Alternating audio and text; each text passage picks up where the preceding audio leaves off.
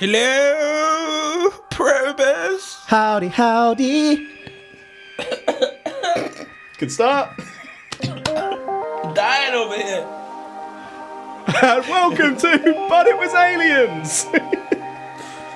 The extraterrestrial comedy podcast. Brought to you by two former Mibs. I'm your dying host this week, Moonwalker. And sitting opposite me, as always, is the delightful bearded one, Kevin the Grey Beard. There you go, manifesting again. If you What, die... me walking on moons? No. The beard bit. Not manifesting, just stating what I see. So, as you're dying, if you die, what do you want me to do? Do you want me to continue with the episode, or...? Yes. I'm going to get strong. I'm going to get a Ouija board out. You better hope it's me that comes back. Well, it'll make for an interesting episode regardless. So today, we're not looking at one sighting, but a few. Gulf Breeze, Florida, is a city in Santa Rosa, and it's just north of Pensacola Beach. Do you love a beach? Pensacola was Not a that... fan of a beach. I like the beach. I like a beach. I love a beach. Pensacola, was that where Roy Jones Jr. was from, or am I getting mixed up? I have no idea. Roy Jones! He's a boxer for those who don't follow sport. Once again, apologies. Great boxer as well. Yes, he was. Went on too long, but still. Great boxer. They often do, sadly. In 1987, the Gulf Breeze Sentinel published a number of photos which were given to them by a local contractor by the name of Ed Walters. These photos were allegedly truthfully of UFOs. Ed Walters sounds like a real familiar name. It was November 11th, 1987. Ed Walters, also known as Mr. Ed, saw a craft hovering outside his home about 200 feet in the air. He took 5 photos of an object in the sky outside of his house. But he didn't take these photos from inside his house. Mr. Ed was outside and had been immobilized by a blue beam coming from the object. Can I interject and ask a question there? Mm-hmm. If he's been immobilized, how the frick has he taken a photo? Let's not ask stupid questions. This was the first time Mr. Ed saw the craft, but it wouldn't be the last. I feel like this is going to be a silly episode already. I mean, it often is, but a particularly silly episode. So Ed has said that over time and many, many visits, he not only took 32 pictures of it, but he videotaped it too. Ooh. On one occasion, he watched as the craft landed on Soundside Drive and 5 aliens exited the craft. One of them stared into his window and they communicated with him in both English and Spanish. Hola, señores. But it wasn't verbally, it was telepathically. And then he was shown a book of dogs and some writing identifying them. After this, he was lifted off the ground again by a bright blue beam. Writing identifying dogs. Yes. So is this like every different breed of dog? Yeah. Like we got Alsatian, Labrador. Maybe it was them showing him the dogs that they'd already collected. We must... This is our collection of puppers. Puppy 1. Puppy 2. We must worship the dogs. Are these dog aliens? Did they look like dogs? Did we say what they look like? We didn't, did we? Didn't say they what look they like dogs. look like. Are these like dog humans? What would a dog crossed with a human actually look like? Like they're dog nappers. Like a centaur, but only dog. Really, really small. So would you have the body of a dog with a human head or the other way around? Other way round, actually. Walking around on uprights with a dog head. Bending down and sniffing butts. Quite dangerous. No, dogs are lovers, not fighters. Yeah, but they can still punch and kick and then just bite your head off. Yeah, but they're lovers. The only time they're naughty is when they've not been brought up right. Like humans. Generally, yeah. every now and again you get like one with a bit of darkness in their soul, like yourself. But Darkness. did Mr. Ed live on Soundside Drive? I don't know. Or was that just where he went to take photos? Where Mr. Ed lived. So we have a craft. So I was going to say, I don't know what you can see from Soundside Drive. Well, his house could clearly see it, but then how far could the aliens see? But then he said he saw them staring into his window. What if he had binoculars? Or what if they landed around the corner on Soundside Drive and then walked over to his house as he watched them staring into his window? What if he was at his window with binoculars, staring out, and it's one of those moments where they get down and then they just turn and it goes... He actually hears the sound effect as well. And they lock eyes. And then they start speaking to him in English and Spanish. Showing him dogs. El Pape. These better be dog aliens. Led by a dog to rule them all. Ricardo. So December 2nd, 1987. Mr. Ed claims that he was hit by the blue beam once again. And then he claims that on February 7th, 1988, he photographed the blue beam again. This time, his wife was attempting to outrun it. So he just stood there watching and took a photo. Oh, no. Okay, you've got a picture here. That's interesting. So is that... It's kind of like a flying saucer at first glance with a very big light passage at the bottom of it, and you can almost see like a glass bulb-like element at the top with one alien in the middle, like a real stereotypical cartoon UFO. Is that tiny bit coming down from it supposed to be a tractor beam? That's not supposed to be a tractor beam. It's meant to be the blue beam. We don't know if it has traction powers. Apologies. We don't know if it was the other blue beam that took him up. I don't want to shit on this. I want to get on board with it, but I do have to say that the photo you show me, the saucer does look ever so slightly superimposed onto a different image. I think you'll find that's a proper picture.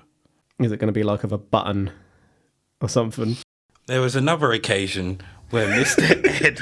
You've made me suspicious that you're just continuing on. ...claims an alien looked through his home window. Other times that this would happen, sometimes there would be more than one, and he would experience a humming in his head.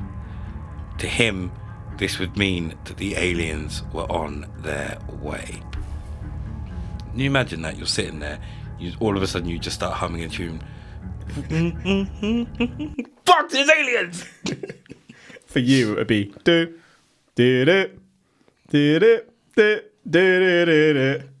And then the aliens beside you working out with their dog heads. Doing all right there, kid.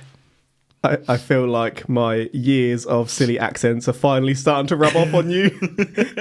I can't remember the last time you just went into an accent without me having to really milk you for it. Like a cow. You all right? You all right, kid? Drop down and give me 6 curls. Why would you on drop? The floor? Because that's what real athletes do. Okay. Drop down and give me 6 bicep curls. I want to see what that would look like and how you do it. You've got to drop.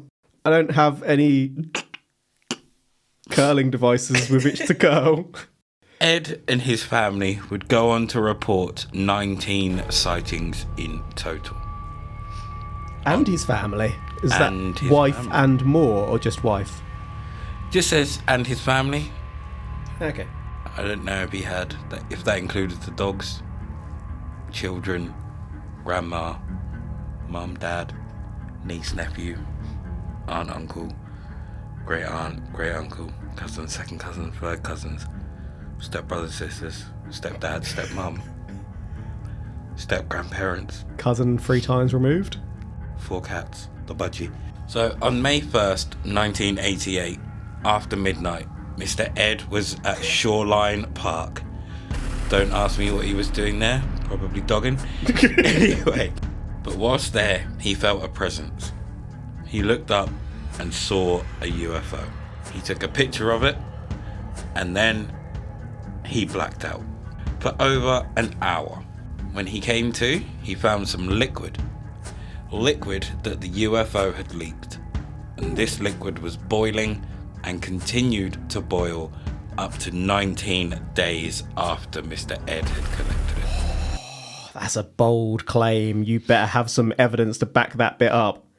Boiled for 19 days. That's plenty time to get that stuff looked at and examined, analysed. And that is exactly what Mr. Ed did. Good. I would say, if I knew that's exactly what Mr. Ed did. No. Don't let us down, Mr. Ed. He's reminding me a little bit of someone that you probably don't want him to remind me of. He's quite prolific with his experiences, isn't he? He is. He's a bit tiger ring piece, Mr. Romanek. I mean, he hasn't gone to that level yet. Well, he's taken photos whilst immobilised. That in itself is quite alarming for me. This is because he has been practicing dropping down and giving 20 bicep curls.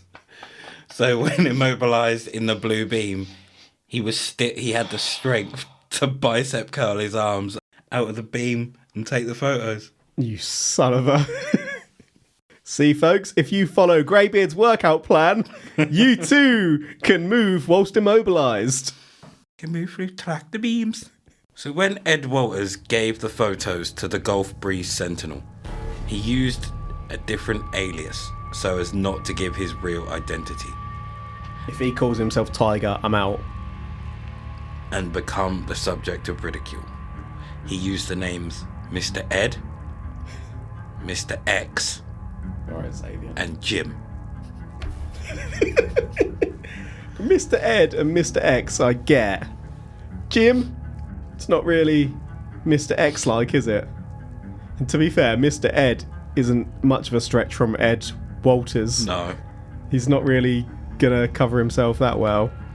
But in 1989, he admitted that he was the one that had taken the photos. He would also state that he was happy to take part in a lie detector test, and he did.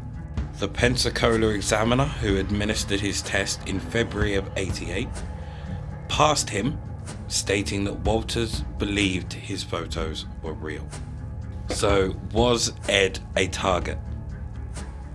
According to Ed, he's about to be. There are 3 times in his life, not including the incident at Shoreline Park, where he has experienced missing time.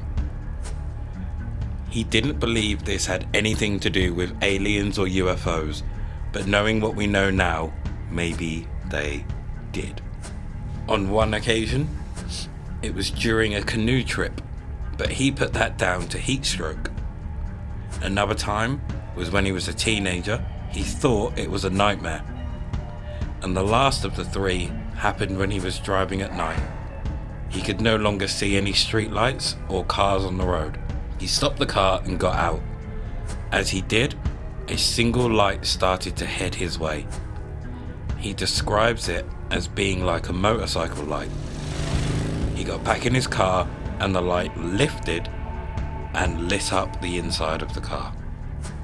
Next thing he knew, morning traffic was passing him by and he'd lost about 5 hours.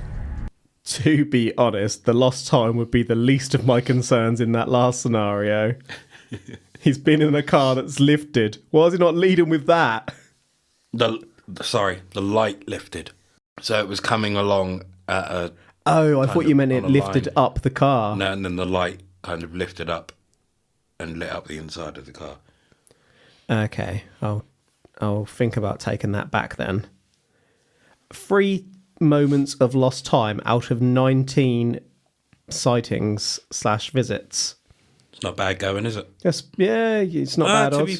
To be fair, these 3 moments I don't think include the 19 visits that he and his family saw, because some of these were when he was younger.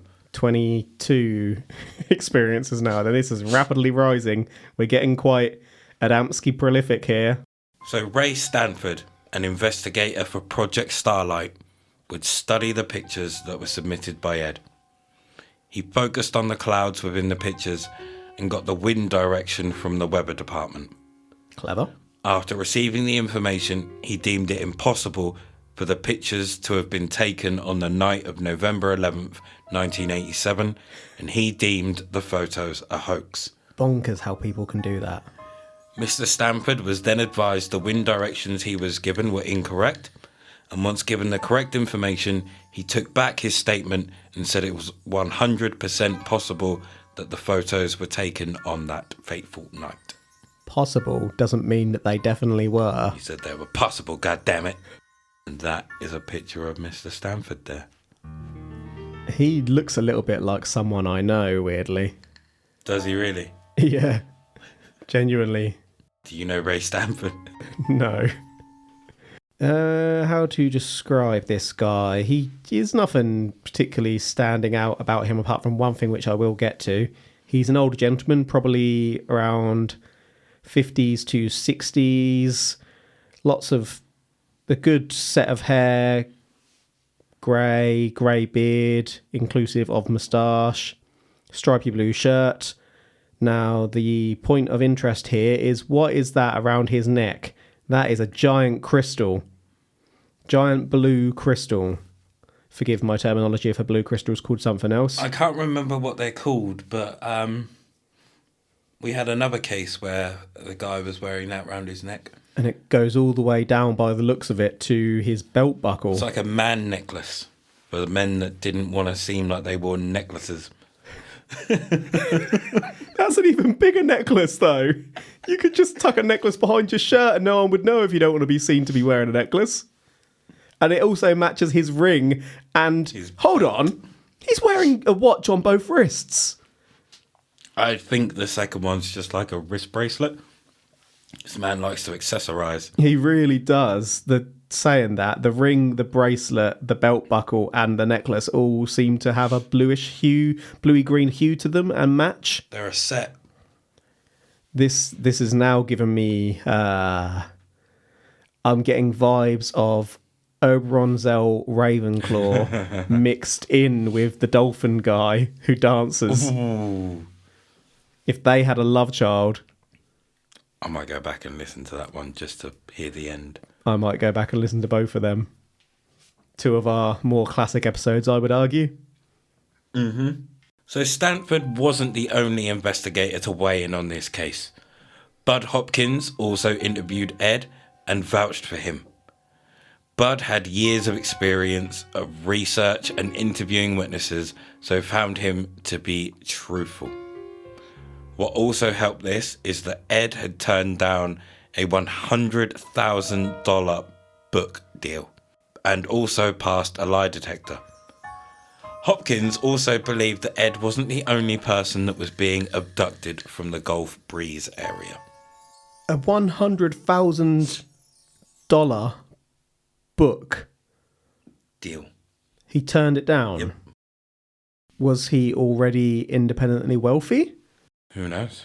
Do we have evidence of this book deal? Because that's a pretty big advance for your first book, and particularly in this field that doesn't traditionally get the amount of readers that like a children's fantasy novel or indeed a fantasy novel in general may get. Well, no one said it was an advance. It could have been the total deal. Well, even so, a total deal, and if that's not to offer that can't be based on a guarantee to sell this much. I'm sorry, I'm getting my terminology mixed up. That's a guarantee, isn't it? If you're offered a book deal at that cost, that's not dependent on so many books. Otherwise, it would be a tentative offer. It wouldn't be concrete. He's saying he's been offered $100,000 and he's turned it down. No, I don't think he has. I think that's the thing. The alien claims have all been fine. That claim on that book deal has pushed me over the edge. You've gone too far, my friend. Who's this photo of? Sorry, you've put Bud. a photo in the research notes. Who? Bud. That's Bud. Bud Hopkins.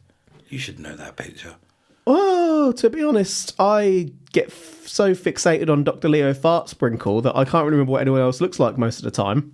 I swear, Fart Sprinkle's coming up later today now. So Bruce McCarby, A ufologist and optical physicist investigated the Polaroids and stated, "I think there's a good chance it's the real thing."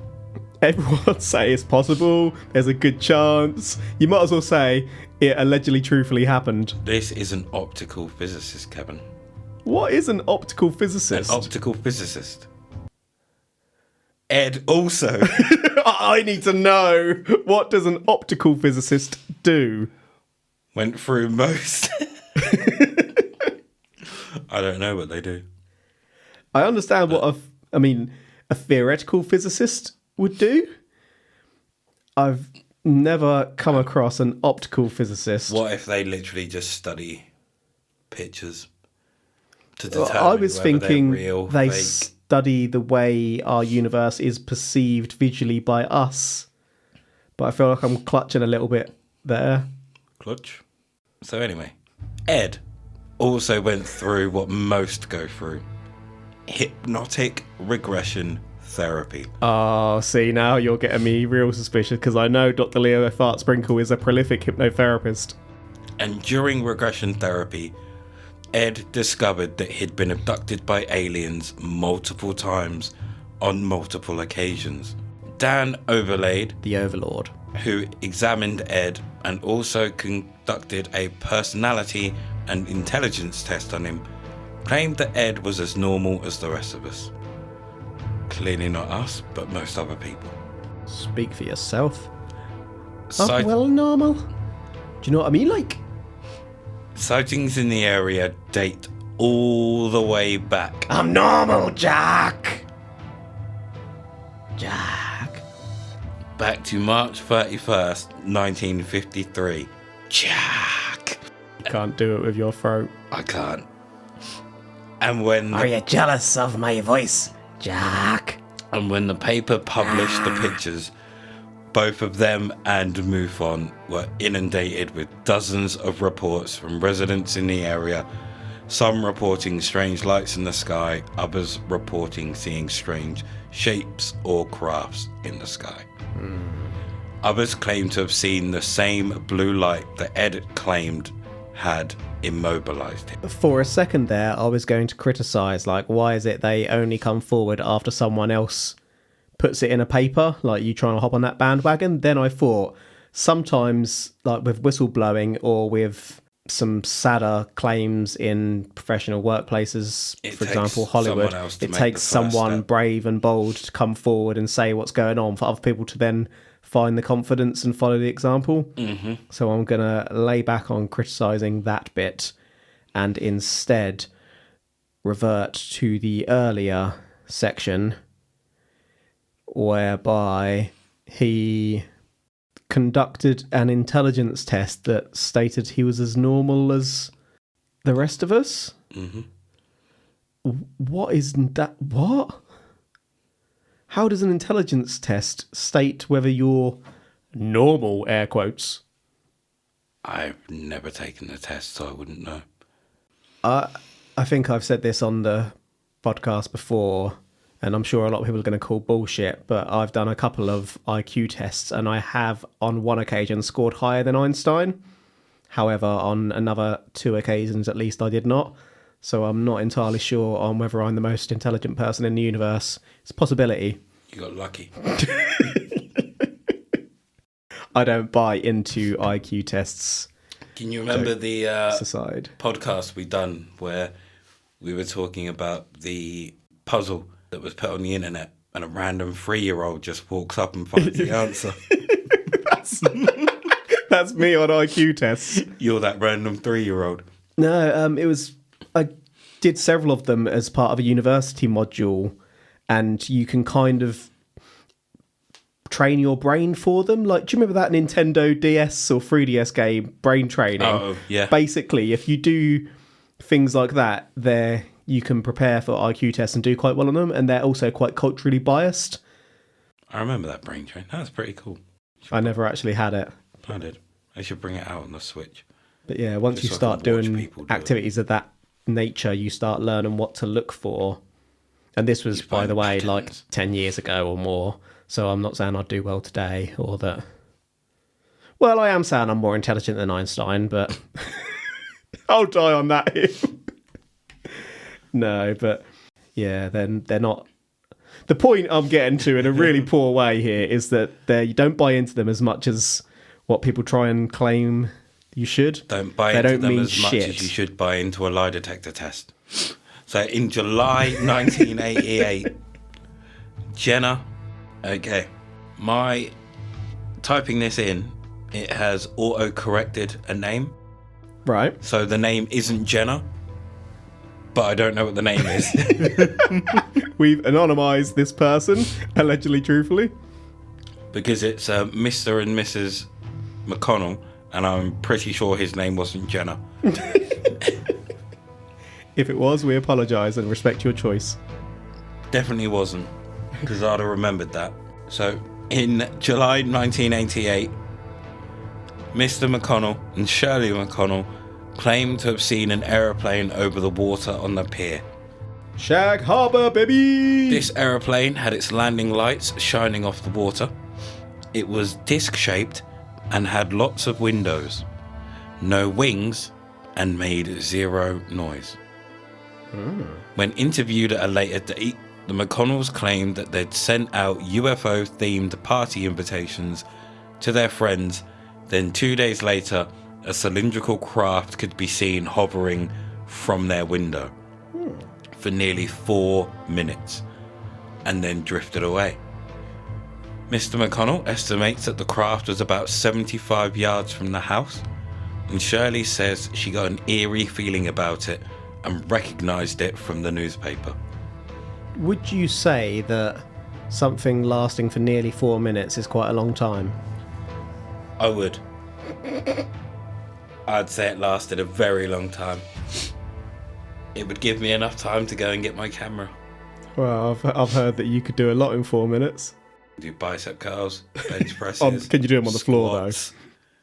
Yep. Could get a lot of exercises done in 4 minutes. though? I probably couldn't. Not fun ones. What's a fun exercise? Oh, you know what a fun exercise is. No, I don't. Enlighten me. Dirty bastard. Do you do dirty things at the gym?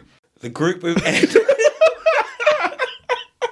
I'm sorry. I do have one more serious question before we move on. So, a cylindrical craft was seen on this occasion in 1988, I believe it was? Mm-hmm. July 1988? Were the other crafts seen earlier in this case cylindrical? Because I'm not sure that was the case. No. Don't be coy with me. You tell me as it is. I'm just trying to rack my brain around how these cases are connected. Yep. I get that. I can understand that. Brenda Pollock, who was a councilwoman, honest and trustworthy position that is, and a friend of Ed's, was crossing the Pensacola Bay Bridge on the night of March 17th, 1988. Oh. When walking across the bridge, she spotted a bright orange light across the treetops, which was moving fast. She returned home to tell her husband, only to find that he was out with Ed. Mr. Ed is back. Yeah, but it wasn't a blue light. The group with Ed left him to go and get hot chocolate, and as they left, there was a series of flashes behind them. They rushed back to see Ed had taken photos. They stood there and waited for the Polaroids to develop and claimed that they saw an oblong saucer-like object Rather than in the cylindrical. photo. A member of MUFON, Gary Watson, has said that it was more than Ed's photos, but also the other reports that came in, which helped him for his opinion on the matter. And he believes that Ed was telling the truth about the Gulf Breeze UFO. Not another one. They all believe. Ed must be among the most prolific photographers ever to have existed. Planetarium. I'm immobilized! I mean, this was 88, so it's well within reason for Ed to carry a camera around with him. Absolutely. I'm not questioning that. But why is it always Ed and no one else getting the photos? Maybe they're not as skilled as Ed. They didn't drop down and give like 20 bicep curls. So they're not strong enough to lift their arms out of immobilizing blue beams they can't overcome. Only Ed could get it up. Random question. Do you think most gym goers listen to music rather than podcasts? Depends what they're doing. I never really pictured our demographic being gym goers, really. Why? Just, well, I'm not saying they aren't. It's not what I imagined. Huh? I wonder if we do have many gym-going listeners who are listening to this in the gym and just cursing at me. I think it depends on if you're doing weights or running. Because I know some people that can't run to music because the beats will change. Therefore, you're running to a different tempo each time. So they'll listen to podcasts instead. So if you're on a treadmill right now, don't fall over. Your shoelaces are untied. Stop the treadmill. And then walk over to the weights because treadmills fucking suck ass. Now drop and give me 20 bicep curls. Says Captain Cardio over here. I wonder if anyone is going to drop and give us some bicep curls. We could start a new workout here. I'd imagine it'll be quite good for you. If any of our listeners are in the gym right now, take a video of you doing bicep curls and then just send it through to our Instagram. I'll even post it on my personal Instagram account because, fitness. Biceps! But like, if you were dropping on the floor to do it, you wouldn't have that additional core strength you would from standing up. So it's probably going to do you more good than standing up. I feel like I'm onto a winner here. If you did it on your knees. I can't kneel. How am I going to do it on my knees? You would train your core more because you wouldn't have your legs taking the brunt of it. Well, that's what I'm saying. But you could sit down on your butt and do it and get the same effect as what I was picturing, mainly because I can't kneel. Why would it not help if you sat on your butt? I didn't say it wouldn't help. It depends what you're trying to help. You're just trying to do my curls. Butt, I want back. Right, let's get this away from fitness. I have enough of that in my week. Sure, me too. Now, this is the part of the probe where we turn to science and skepticism. UFO investigator Philip Klass believes that there's no way that the photos are real, but did also say that he hasn't investigated the case himself, as the case wasn't interesting to the public.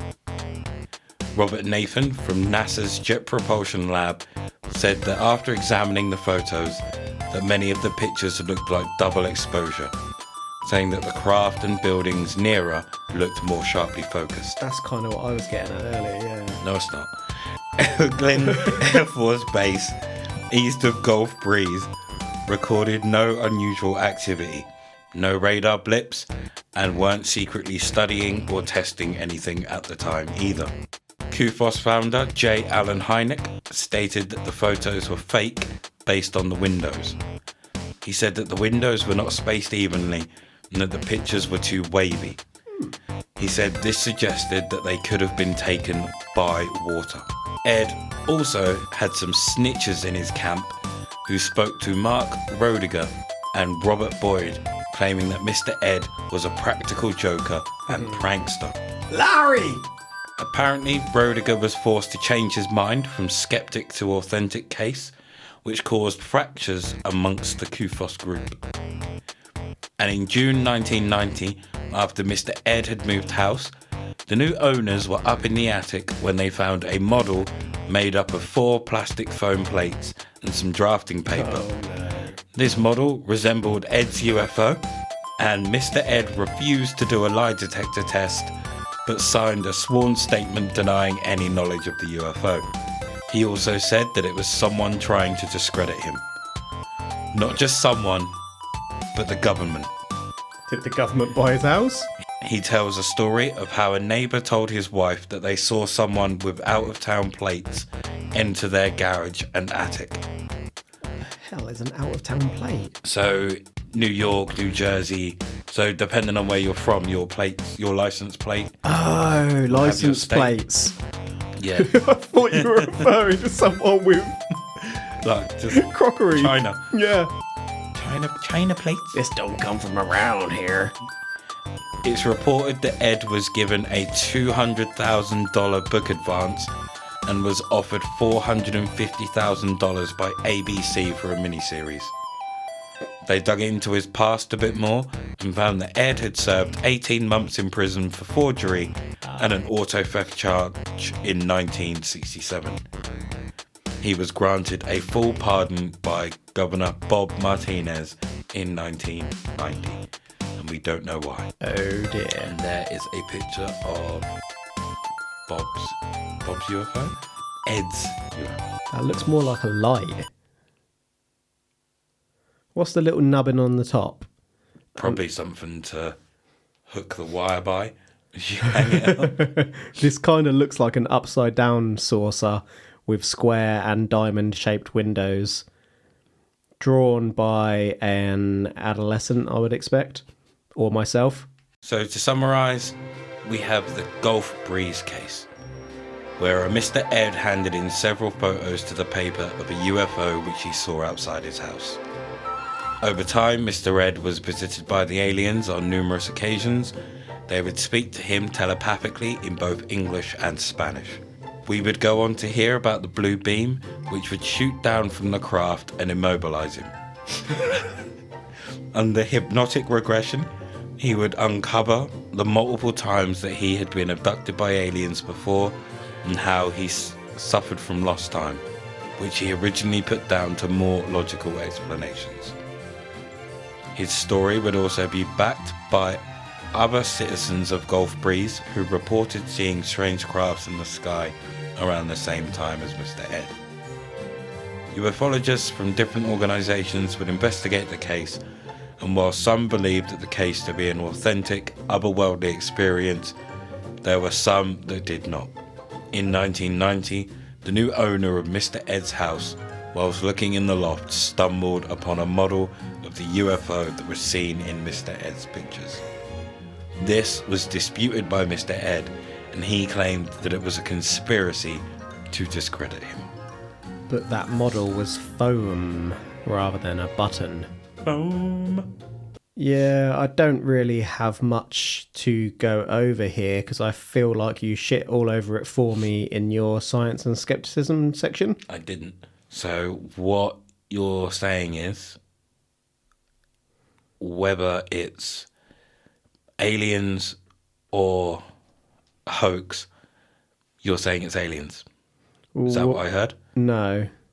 That's not what I heard. That's not even close to what you heard. Then what did I hear?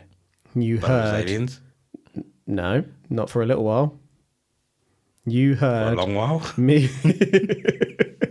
You heard me clarifying that you had indeed shit all over your own probe. I did no such thing. I'm surprised here. I feel like 2022 you, angry you, would have absolutely gone to town on this person and gone on like a 6-minute tirade about how they're a twat. Yeah, you seem to have Mr. Ed's back. It's curious to me, very curious. What do you mean by have his back? You're not... What if 2023 me is more mellow? Well, that's what I'm saying. You seem less invested in calling bullshit and more invested in looking at the case with a lack of skepticism. It's my own case. Although you did shit all over it. I already know the outcome. I can't give it away by being me. Well, I mean, I think we both know the outcome here. Let's not beat around the bush. I'm not saying that it was aliens. Do you know what I'm going to do tomorrow? So I've got a client in the morning. You're going to make them do some floor curls? No, I'm going to go to the gym before my client and I'm just going to train bicep curls for like 2 hours so that if I ever get stuck in a tractor beam, I'll have the ability to take a photo. You won't have the ability to stop it or to help yourself, but you can take a photo. I can lift my arms and they'll be like, he's so powerful, he can move within our tractor beam. Let's put him back down. And I'll go and put some foam plates in your attic. Do you have an attic? I have a loft. Yeah, same thing. It's not. Sort of. One begins with L, the other begins with A. They're both rooms in your ceiling. Yes, I have one. Thank you for joining us. Well, you didn't even conclude yourself. Oh, this is bullshit all day long. At least dignify us with an answer as to your views. I thought it was obvious. This is the biggest load of bullshit I've ever heard. You just can't wait to get to the gym and do those floor bicep curls. The moment, so obviously when I was researching this and it said that he was able to take pictures while he was like immobilized, I was like, how the fuck did he get his arms up? And then the moment you said it, I was like,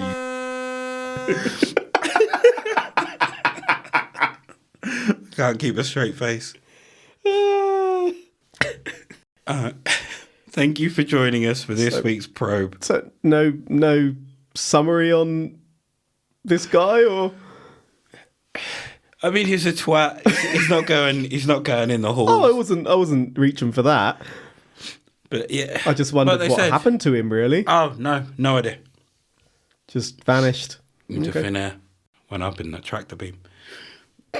So for the third time, thank you for joining us for this week's probe. You are welcome. You can find us on our socials, Instagram at But It Was Aliens Podcast, on Facebook at But It Was Aliens, and our Facebook group, Extraterrestrial Towers.